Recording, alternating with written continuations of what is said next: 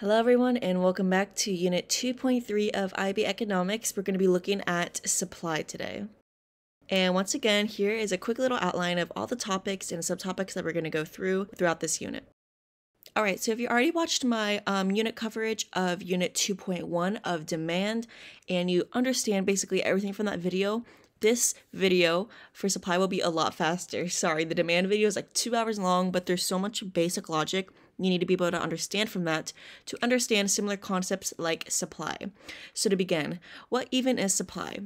So by definition, supply is defined as the quantity of a good or service that producers are willing and able to supply at different prices in a given time period. Now, if this seems familiar, that's because just like the demand definition, we have to include some key concepts in the supply definition, okay? It's the quantity of a good or service, underline that. So although demand is controlled by consumers because they're the ones who demand and buy product, supply is controlled by producers, okay? So producers control the quantity of the good or service that they are willing and able to supply, and then for demand, it's demand at different prices in a given time period. So as you can see here, there's really similar concepts in both of these definitions, okay? Even though one is on the producer side and one is on the consumer side. But for example, firms may be willing and able to produce 4,000 frozen pizzas per week at a price of $3 each. Okay, and because of this context, we would say that their supply of frozen pizzas at a price of $3 would be 4,000 units each week. Same concept as demand here. Although it is not enough for producers to be willing to produce a good or service, they must also be able to produce it, okay? So just like demand, being only one or the other has no effect on the actual economy, okay? So you have to be willing and then able to do XYZ. So they must have the financial means to supply the product and the ability to supply. Okay, this is going to be known as effective supply. So if you remember, there's effective and ineffective demand, and the same thing here goes with supply. Ineffective supply is when you would want to be able to supply something, but don't have the means, like the materials nor funding to do it, whereas being able and willing to supply something is effective because you're actually affecting the economy in that specific sector. And it is this that is shown on something called the supply curve. So really quickly, before I jump scare you with a formal supply curve, remember demand is facing this way. So supply is going to be facing this way. And we're going to be looking at how this is explained and why this is through the theory of law of supply. All right, so underlying the logic of a supply curve that looks like this, we have the law of supply. So just like the law of demand, the law of supply can explain why the curve is like this and the logic behind it. So the law of supply simply states that as the price of a product rises, the quantity supplied of the product will usually increase, ceteris paribus. It is sometimes expressed even more simply as a supply curve normally slopes upwards, so whereby demand goes down, supply goes up. So when the market is in equilibrium, which we'll be looking at in another chapter later on, it will create this X-like thing, okay? And if you're in higher level, we're going to be looking at specifically what assumptions are made in the law of supply to make the supply curve go up like this, but essentially, as price increases on the Y-axis, so let's say $2 and let's say $1, as you can see, and then on the x-axis, let's say one product supply, two product supply, as the cost to supply something increases, then the quantity produced increases as well. Because assuming ceteris paribus, so none of the factors of production are increasing in price, then the more supply you want to make, the more expensive it's going to be. Hence, the curve will end up moving upwards like this. And just like demand, the law of supply may be illustrated either using a schedule, or a curve, a supply schedule or a supply curve. A schedule is the exact same thing as a curve or a line or whatever you want to call it, okay? But we can exemplify this law by looking at a formal example of a graph like this. And here is what a supply graph would look like. Now, once again, I explained this in Unit 1.1, but it doesn't matter if this line is curved or not because it basically means the same thing as if it was going through all the points completely straight. But for now, we're going to look at this example of where it is curved. And just like how a demand curve would be labeled D for demand, all supply curves until we shift them are going to be labeled S for supply. Okay, so I'll take that back away. And as you can see here, price increases on the y-axis from 0 to $3.50, and then quantity increases on the x-axis from 0 to 5,000 pizzas, because we're continuing the same example as before. And once again, there might be a table to express how this curve looks on a diagram, showing it in terms of an axis. So you have price, so you have coordinates y and then coordinate x here, and that's how it's going to be shown. So at price $3.50, 4,400 are going to be supplied, and then you keep going down and you keep going down, and as this decreases, so does this. And this makes sense, like I said before, because if we start by looking at the x-axis, as you make more pizzas, practically you're going to need more things. You're going to need more cheese, more pepperoni, more of these basic resources to make the pizza. And on top of that, you're going to be needing maybe more pizza makers, more labor, and more workers to make more pizzas, and you might need a bigger space to make more pizzas. So as you can see, all of these costs of factors of production increase as you increase supply, okay? Hence, as this gets bigger, so does this. Unlike the law of demand, whereby as price increases, demand decreases. So it's the opposite in terms of that. All right, but now let's do an example of analyzing this graph theory, okay? So here the supply schedule shows the sum of all individual producer supply, and it is known as market supply. So if you guys remember from the demand unit, if you're ever being asked a question about individual versus market supply or demand on, for example, a paper 2 exam, then what would happen is they would have a bunch of curves that maybe look something like this, and you might have a supply that's like that, supply that's like that, supply that, and those would be individual, and then they're summed together into a market supply curve, which is basically like an average curve of all the individual curves. So assuming this is the market curve and we have individual curves that are not shown, this would be the market supply. This is a curve that shows the relationship between the price of a product, which is placed on the vertical y-axis, and the quantity supplied of the same product, which is placed on the horizontal x-axis. As we have seen before, in the law of supply, a change in the price of the product itself will lead to a change in the quantity supplied of the product, a movement alongside the existing supply curve. So let me get rid of everything I just did. And by now, the difference between a movement and a shift in the curve should be engraved in your minds. And as you can see, because there's a change of price, it is a movement alongside the curve. It moves from here to here. And as you can see, once again, this is just proving the law of demand. As price increases, so does quantity, okay? And if you were to analyze this graph in like a paper 1, for example, a change in the price of frozen pizzas from $2.50 to $3 leads to an increase in the quantity of frozen pizzas supplied from 3,500 pizzas per week to 4,000 pizzas per week. But of course, there's going to be non-price determinants, things that determine a shift in the supply curve, just like you've seen in a shift of the demand curve. So there are going to be a number of factors that determine supply and lead to an actual shift, which looks something generally like this, of the supply curve to either the right or the left. Left is just going backwards, okay, doing the opposite. Now, whether we look at a change in one of the determinants, we always make it the ceteris paribus assumption, engraved in your mind once again. If we do not, then the analysis becomes confusing. Sorry, the screenshot's kind of cut off here, but it means that basically you're just assuming that nothing else changes besides the context that you were given. Now, the list of determinants that we're going to be looking at includes the following, but you could also remember it with it really took me a long time to make an acronym for this because it's really hard to, but I came up with FRETIG, which basically stands for factors of production, weather conditions, related goods and the prices of them, expectations of future prices, technological changes, and government intervention.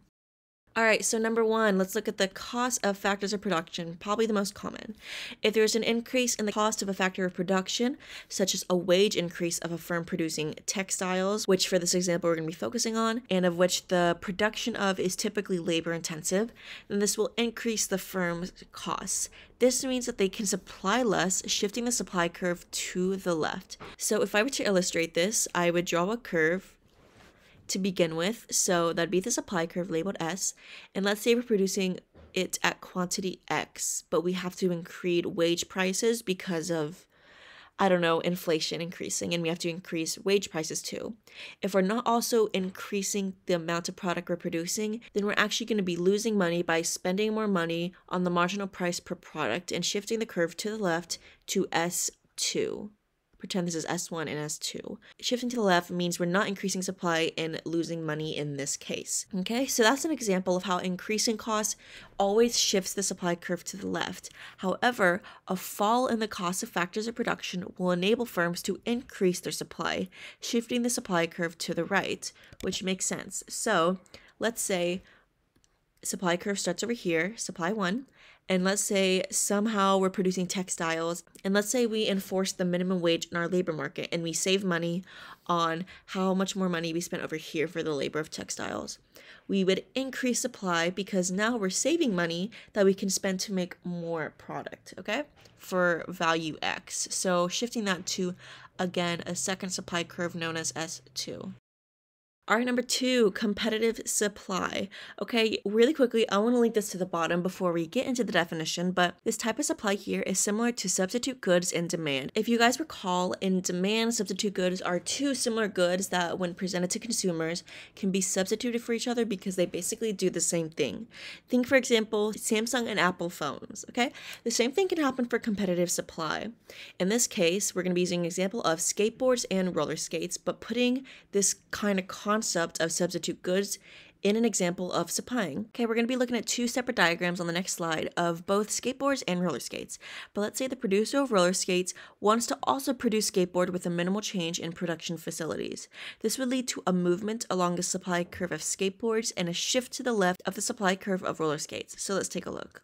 Now, if you didn't understand the context before, basically they're saying, let's say the same person produces both skateboards and roller skates, but they want to increase the supply of skateboards and decrease the supply of roller skates, because currently they're both competing for supply because they both use the same factor of production, wheels, for example, okay? What you can see here is as we want to increase the quantity of skateboards, there's going to be a movement. We increase the quantity and hence spend more money to produce a larger scale supply of skateboards, whereas we actually want to cut down on roller skates to save those extra factors of production for making skateboards. Hence, it's going to shift to the left as the competing product of skateboards has made us invest a lesser amount of money into the production of roller skates. So it's going to decrease to the left with a smaller quantity being produced at a lower price than before. All right, now we're going to have something opposite. Okay, we're going to have something called joint supply. Okay, so just like in demand, this type of supply is similar to the concept and logic behind complement goods in demand. If you recall, this is basically when, with a printer and ink is a really common example, when you buy one good and you increase demand in one good, you also increase demand in the other. So joint supply is sometimes when one good is produced, another good is also produced at the same time. If this happens, then the goods are said to be in joint supply, although they are most often referred to by the term of byproduct, okay? So a common example of this is when crude oil is treated to produce petrol oil, and other goods are inevitably produced as well, such as diesel. So it's not the intention to make diesel in this case, we want to make petrol, but diesel is made as a byproduct to petrol. So if the certain demand for one good in joint or byproduct supply increases, then the supply of the other goods will also increase. So basically this links directly to how consumers perceive byproducts of supply. So if consumers are demanding a huge amount of petrol, and then in turn producers supply more petrol to meet demand, they're also going to produce a way larger scale of diesel that's the byproduct of petrol. Hence, if you go ahead and increase the supply for one, you're going to increase the byproduct supply for the other as well. Now, obviously, both competitive supply and, kind of messy, and joint supply both link to the price of related goods, which is a determinant based on the relationship that a product has with other products in the same sector or market. These relationships are defined as either competitive supply and joint supply, but they both work together to relate to how supply is determined by the price of related goods, just like in demand. Okay, now we have government intervention. So if you guys recall, in demand, there might be a form of government intervention such as taxes that increase the price of a product that makes consumers less likely to buy the product. And the same thing can happen for producers as well. So in many countries, governments intervene in markets in ways that alter the supply of these markets. The two most common ways are through indirect taxes and subsidies, each of which cause an opposite effect on the supply of something, which we'll go ahead and take a look at. All right, so this one is way more common, but indirect taxes. If you recall the definition from before, indirect taxes are expenditure taxes on goods and services that are added onto the selling price of a product. Okay, so that means in terms of demand, consumers would be charged more money for the same product because of the government's past implementation of taxes. However, the same thing also happens to producers because, for example, if the government increases tax on a factor of production, then obviously the producers have a cost increase in their factors of production overall, therefore costing them more money. So similarly, it has the same effect of shifting the supply curve upwards or to the left by the amount of the indirect tax. Therefore, less of the product will be supplied at every price. So let's draw a little diagram as an example of this. So drawing our little set of axes here with our supply curve here at 1. Okay, so like let's say the price to supply product X right now is at $1, but then the government implements an indirect specific tax of $1 more.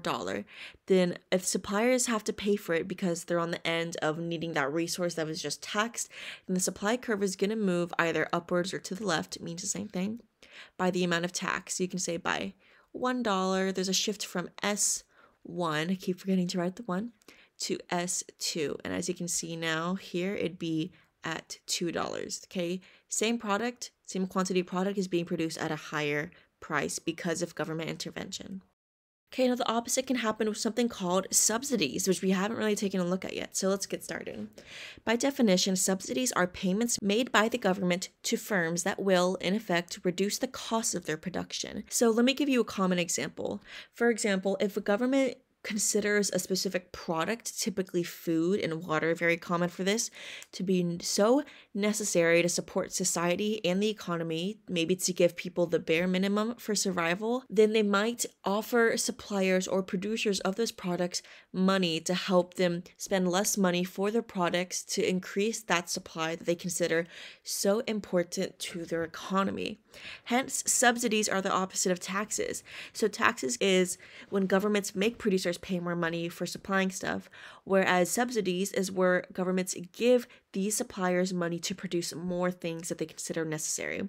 Hence, this then has the opposite effect of shifting the supply curve downwards or to the right by the amount of the subsidy. So therefore, more of the product will be supplied at every price. So once again, let's draw a simple little graph with these axes. So first you have supply here. Let's say for product X, it's at $2, then you get a subsidy of $1. It might move down by $1 to S2, and then now it's being produced at $1.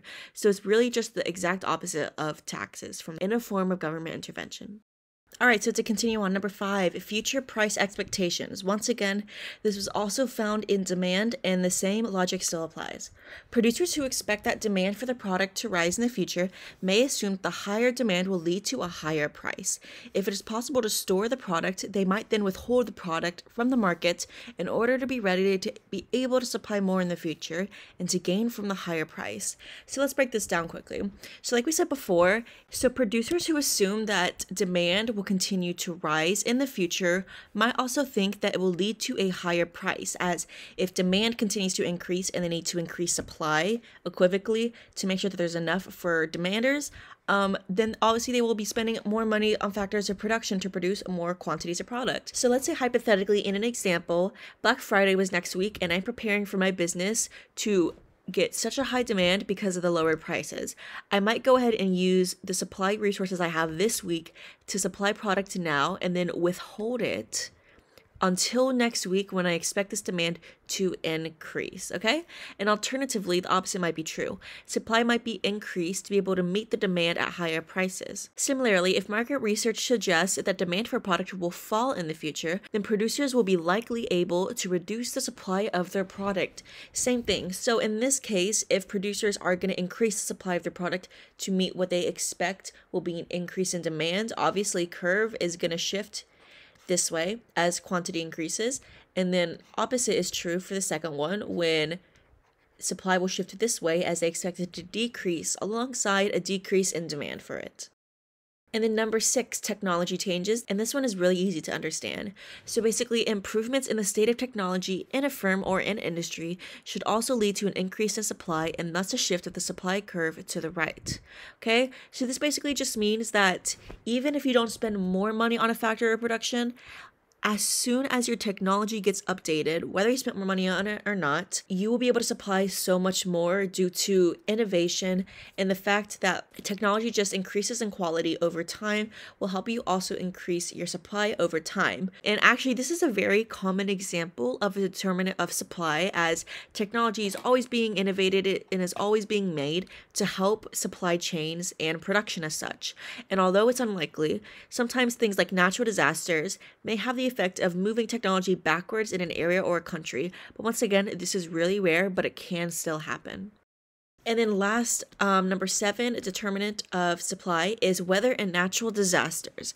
Now, if we're looking specifically in markets vulnerable to weather conditions, such as agricultural markets, where you're planting crops or cotton for clothes, then weather can clearly have a huge impact on supply. For example, if I have a cotton field in California and a huge tsunami or hurricane, let's say, completely drowns it and destroys all the cotton, then obviously supply is going to have to move back this way because all my supply just got destroyed. But what makes this determinant unique, I would say, is that on average, we're expecting weather disasters to not affect supply because it only affects a certain area of supply, okay, like agricultural markets. So unless we're talking about a context or an example that's super specific to this non-price determinant of demand, we're going to assume that weather conditions are perfect, ceteris paribus. So therefore, we're already saying perfection is when the supply curve is like this. There's no such thing as increasing a weather condition unless it starts off bad and then gets better. But we're saying that this better part is already the typical and what we're expecting, okay? So basically what this means in total is that weather disasters can typically move it back, but it can't move it forward unless the first supply one that moves to supply 2 starts off with the weather being horrible to begin with. For example, in the real world, scientists are predicting significant challenges in the production of agricultural output as a result from climate change. So basically, as you can see, as time goes on, agricultural markets and markets that rely on planting and using natural resources are going to be extremely affected because of climate change and how it gets worse over time. And then again, because I love to remind you of this, a movement versus a shift in the supply curve. Once again, just to reiterate it in a proper definition, a change in the price of the good itself leads to a movement alongside an existing supply curve, since the price of the good is on one of the axes. However, a change in any of the other determinants, non-price determinants of supply, will always lead to a shift of the supply curve to either the left or the right. I'm not going to reiterate this again, but just make sure you write this down because it is pivotal. And then once again, I mentioned this before when describing the law of supply, just like in the law of demand, a typical market supply curve like such, S1, is going to be a market supply curve made of the average coordinates, prices, quantities, and general like curve elasticities of individual market curves. So I'm not going to go through all the details of how these curves match their coordinates because it's quite obvious. Producer A has information here, and as you can see, they have 3 different points on each of these curves, and you can see how it matches the price to the quantity supply and how that might average altogether into a market supply.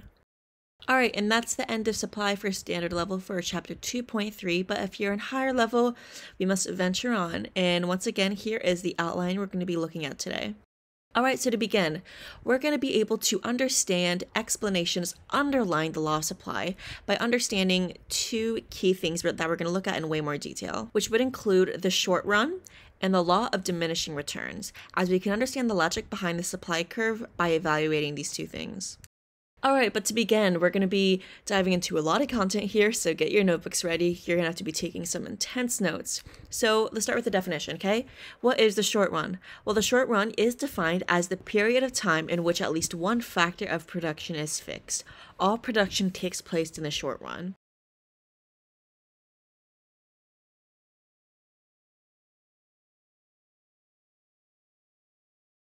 Now, if we say one is fixed, for example, capital, that means that we can't get any more or get rid of any capital. So we can't get rid of any supplies that we may have to produce the good, nor get more space to produce it, let's say. However, for land, labor, and management, we can get more or we can get rid of some, okay? So these would be considered variable.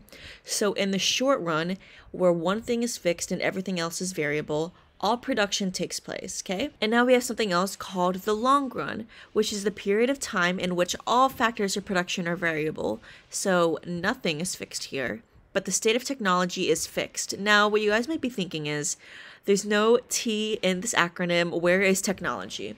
Well, technology is actually a part of capital typically because it's used to help improve the quality of the other three factors of production. So whereas technology might be fixed in the day and age of the production taking place, everything else is variable. So you can change anything at any time. And that is the assumption behind it. Whereas all production takes place in the short run, all planning takes place in the long run, as you have all variable factors, and when you're planning, you can go ahead, take away something, add something else, and you are able to because nothing is fixed in place or set in stone. Now, personally, I've always had a really hard time understanding this definition right here for both long run and short run. But if you do need a really simple definition for them, short run can be considered short term, and then long run can be considered long term. So most of the time, things are being planned but not being produced. So long term, everything can change. Okay? Short term, everything has to happen really fast. So production is taking place and one thing is fixed in place. That's the way I think about it to understand it the best. But to move on for the short run, when a firm is producing, which is in the short run, some of its factors of production will be fixed in the short run. For example, the firm might not be able to increase the quantity of certain factors quickly, even if the price goes up and the producer wishes to produce more. Now, this is why it's so important for all planning to take place when all factors are variable, because they don't have to make any last-minute decisions in the middle of production of, oh, we actually need more of this or we need less of this. So that's why at least one factor of production is fixed in place during actual production. If you need to make a last-minute change, it's so hard to do so because it's super last-minute, and obviously all changes take a little bit of time. Nothing is immediate in the real world. Okay, so therefore, if a firm does wish to increase output in the short run, it might only be able to do so by applying more units of its variable factors to the fixed factors that it possesses, while it plans ahead to change the number of fixed factors that it has. So hypothetically, let's consider right now today we are in the short run. Okay, but next week will be considered the long run because production ends at the end of the week. We can go ahead and make plans now to change the variable factors in the long run so that we don't have a problem again. But in the meantime, if it's really important that we fix this problem of not having enough or having too much of a factor of production, we can still change variable factors. Okay, we can't change capital if that's the fixed one, for example, but we can still change management, land, and labor. However, we can't change it by necessarily getting rid of it because that wouldn't help our production processes in any way. So we just add more of these variable factors to make up for the fact that the fixed factor isn't enough. So we add more management, we get more land, and we get more labor, if those are the variable factors in this example. And obviously, this whole concept of the long run and short run is super important in understanding assumptions behind supply, because it's assuming that you can't make any immediate decisions for the fixed factor of production in the short run, and that planning is necessary in order for a successful production process to take place. Okay, second, we have the law of diminishing returns. Now, taking what we just learned from the short run, in the short run, if a firm increases output by adding more and more units of a variable factor to its fixed factors, like we just explained it before, it is logical to assume that the output from each unit added will eventually fall. To understand this fully, we need to consider the concepts of total, average, and marginal product. Now, this is where things are going to get a little bit complicated because we're going to keep on adding more new definitions. But essentially, let's say we're aiming for 100% efficiency. But right now, we only have enough resources to be 40% efficient. Okay, let's say we have 5 resources, but we need 8 to be 100% efficient. Now, what we might want to do is increase by adding 3 resources to be able to become 100% efficient. However, sometimes what happens is that if we add way too much, let's say we add 20 more resources, instead of going above that 100% efficiency, it will actually start to decrease. And we'll look at some real life examples of why this happens. But essentially, it's connected to the 3 new concepts of total, average, and marginal product. And we're going to go through each of these steps listed here. But before we do, here's a quick outline of what the law of diminishing returns explains and how it unfolds.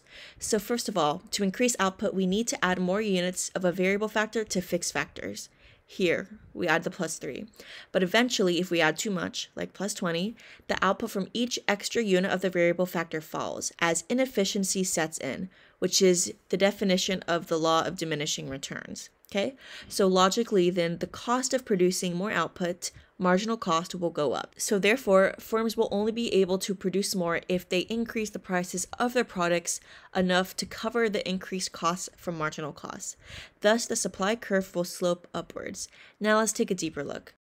So here are the 3 definitions we're going to be looking at. So I'm going to go ahead and read them to you and make sure to get your notes ready.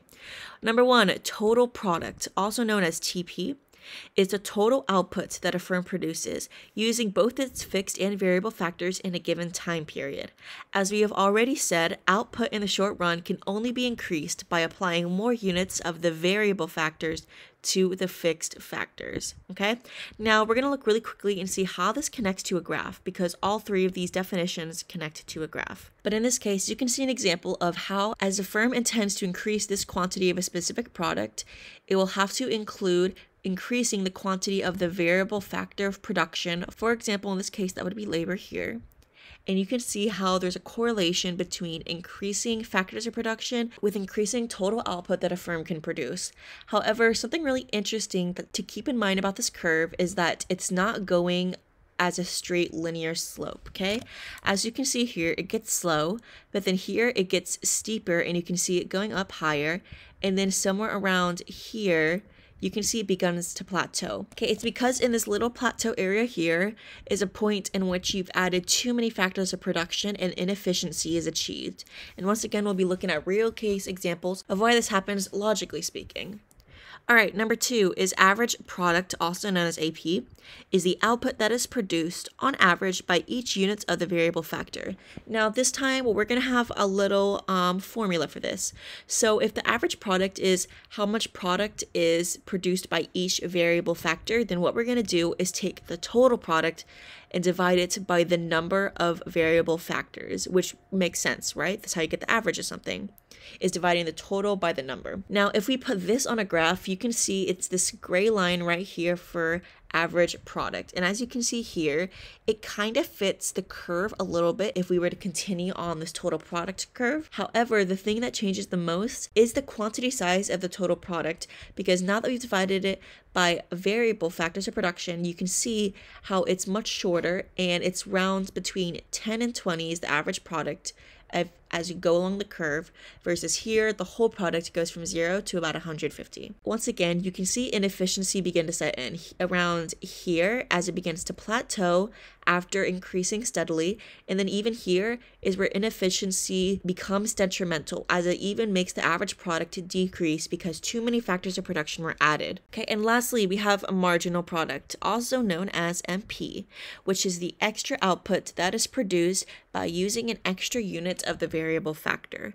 The formula for this one is going to be change in total product divided by change in variables. So what is the change in total product produced between one product and the change in variables between that product? After that, you will see not an average product, but rather the extra output that is added by producing one more unit using the variable factors that we've already added. Now, this can be shown by the red curve. And I know you're looking at it and you're like, why is it a triangle? Why is it pointed? Well, that is because when you're evaluating the marginal product of a specific product, you can see here it's increasing as like around here and like around here, it's going good. Our inefficiency is increasing until we hit our peak right here, which is also right here. and right here. This is where we want to be because we are using the least amount of factors of production possible to get the best result. However, as soon as inefficiency hits, it goes straight down. Marginal product is typically linear in a form like this, and it's basically used to show exactly where increasing efficiency, peak efficiency, and inefficiency takes place within a production. All right, so if you were ever asked specifically about these types of examples in paper 3, for example, you might also be given a table to fill out or calculate. So I know you're looking at these and you're super confused, but don't worry, I'll break this down for you. All right, so as you guys can see here, the new definitions we added in are here: marginal, average, total products, and quantity of labor. We're going to be pairing this data with the graphs on the right. So as you can see, we're going to be increasing quantity of labor by 1, 0, 1, 2, 3, 4, and then it continues on. So all increases by +1 between the rows, okay? And this can also be shown how on the graph it increases by 1 all alongside the x-axis. Next we have total product, which can be seen here, and every time it matches with a coordinate of the x-axis of a quantity of labor like 1, 2, 3, and continuing on, it matches with a y-coordinate of the total product y-axis. Hence, together they produce this first graph. Now, if you're ever given a table like this, so for example, you might be given a table that crosses out a bunch of answers like this, and they might ask you to fill them in using the formulas you know. You will never be given a table without these two, because these two columns are principles to being able to give you that basic curve that you need the data for to be able to solve these other questions of finding the marginal and average product. But to start, as you can see, we first have average product. An average product's formula, let's write it down over here, is AP is when you have TP divided by variable, okay? So as you can see here, which is the gray curve for AP, every time we have an increase in total product, we're going to divide that by the quantity. So 10 divided by 1 is 10. 25 divided by 2 is 12.5. 45 divided by 3 is 15, and so on. So you're going to just divide this by this, and then this by this, and then just keep on continuing on. And then from the new y coordinates we get right here, we compare the x coordinates here. Hence, you can go ahead and graph a curve with all these coordinates together, okay? And once again, like I said before, whereas the marginal product curve looks completely different than the other two, this one has the same general shape as this one, however, just on a more small scale that is slightly squeezed. Because the data here is not as widespread, it is now average data. Okay, and then lastly, we have marginal product. So if I write the formula for it here, marginal product equals change, remember delta, change in total product divided by changes in variables. Now, we're lucky that the changes in variables here is by 1, by 1, and by 1, and it continues on, okay?